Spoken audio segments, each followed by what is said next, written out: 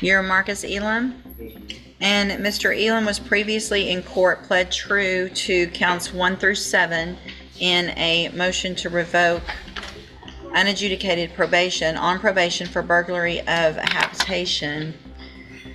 I've received an updated pre-sentence report. Has everyone had an opportunity to review that report? Are there any additions or corrections to the report? No, nothing's been finished. And it was unagreed. Mr. Lewis, you may proceed. Judge, this is a situation where it's no doubt that Mr.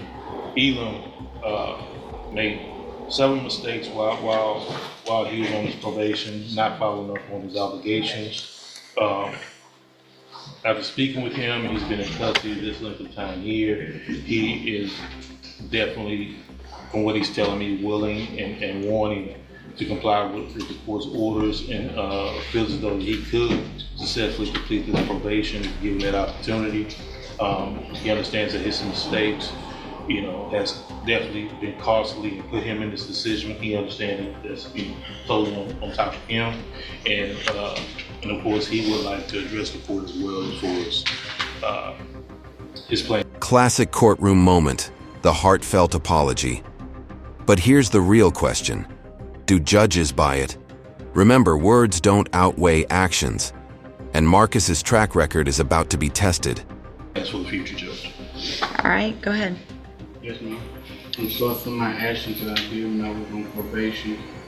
And if you really, I would like to start over, get life, live with my family, go back to work, help my mother out, give a bill, and everything else, Your Honor. Okay. And Judge, I'm sorry. I was going to say, Judge, if I may, one of the biggest issues I explained and talked to Mr. Elim about was him not reporting like he was supposed to do over that span of time. And he expressed to me that at that time he was dealing with the death of his grandmother, as far as I think she was a big part of his support system. He does have, I've been in contact, several members of his family have contacted me about him, so he does have a support system that's there. I think she was a big part of it. And after she passed away, I think he kind of went astray at that point, my understanding, Judge. What is the status of the 5 new offenses that are alleged? I believe they should all be.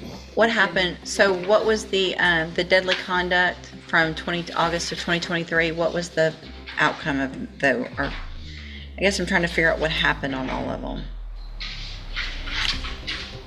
My understanding, Judge, is he has cases that are pending in a misdemeanor court, but nothing here, Judge, that's been accepted as any additional. I mean, he pled true to the deadly conduct, discharging a firearm, from August 16th of 2023. Anna, can you tell? I'm sorry, Judge, I didn't look him up after he pled true. I know. I just want to know if I want to know that. I want to know the evading, the failure to ID from February of this year. I want to know what the status of everything is. I know those are still pending. He hasn't gone to court on those yet, right? Right. Next door. Candy color. Mainly the August 16th, 2023 offense dates are the 2 deadly conducts. I want to know what the status of those are.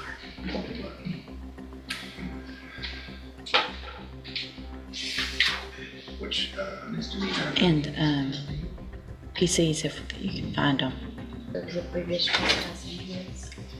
There's 2 deadly conducts that should be somewhere, somebody should know something about from 2023. There was an obstruction in 2023 that was dismissed. birthday gentleman. I don't have anything on deadly conduct. What's the offense date of that one, the 2023? That 323. Daily conducts from August of 23 were refused, Your Honor.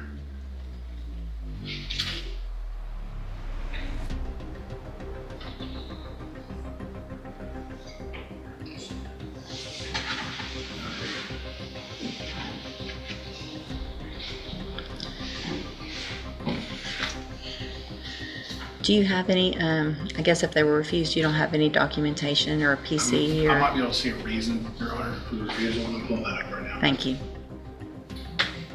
There's not. Just said unlikely to prove. I mean, he pled true to it, so obviously there's that.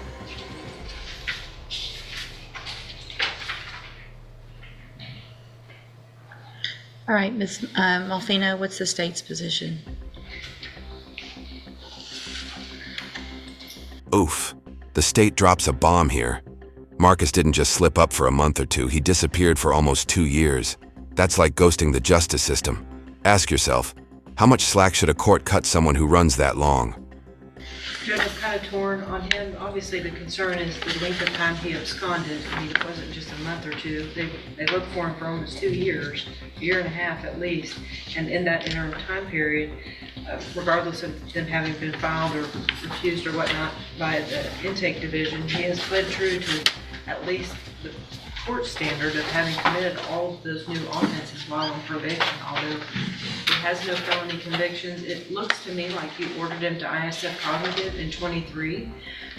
Mr. Lewis had made mention that he never went. I don't know if they didn't have a bed for him and eventually he timed out of that, or something happened and the new offenses came up and they wouldn't take him. I think when he had the prior MTRP, I don't know if it was at the new case or a prior MTRP, I'm not sure, but ISF was ordered, but at some point, I guess after he timed out or something because he was released from the jail. Do you have a record of that? He hasn't been. He wasn't able to due to pending legal issues at the time, and he was ordered to complete moral recognition therapy in lieu of, but he never. So it was the new offenses that were holding him up. Correct. It looks like there was a non-prosecution affidavit on the assault offense, which is why it was He pled true to it. correct. So, I just want to let you know that's yes, why it wasn't there. perfect. Thank you.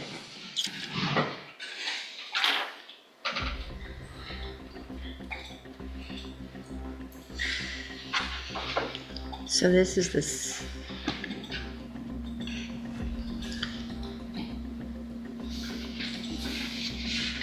So there was a motion to revoke back in 2023.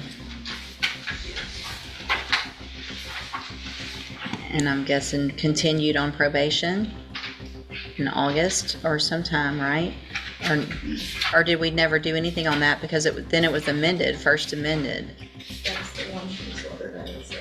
In March of 23, he pled true to that March. assault, family violence, the deadly conduct, obviously before it was refused, and you ordered him to ISF cognitive, plus the MRT program. And subsequently, there was another MTRP.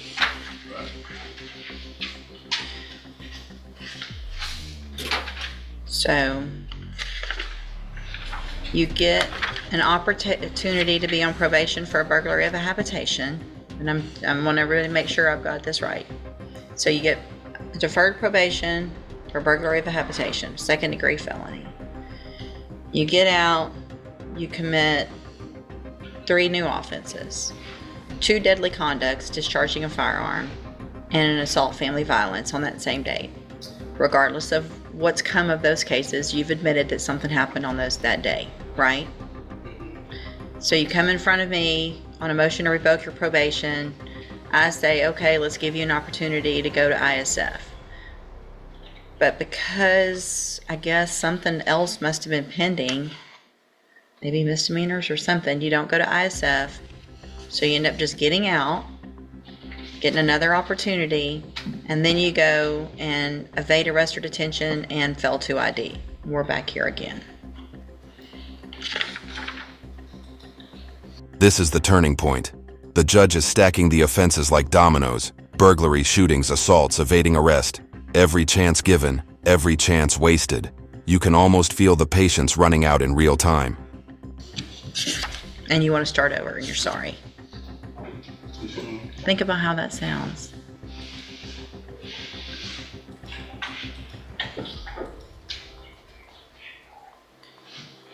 And you just quit going for 2 years, a year and a half, year and 7 months. Do you just think you were gonna get to be out and we were gonna forget about you? You know, I mean, golly. How old are you now? 23. You started this when you were 19. Feel like you're not taking advantage and you're not growing up and making better decisions.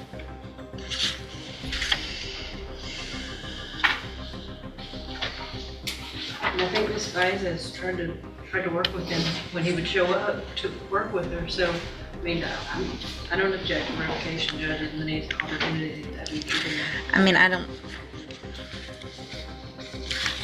know that it makes sense for me to do anything else. And it's just so frustrating, honestly, for me, for the young people to keep coming in here with offenses that have to do with shooting while you're on probation for a felony.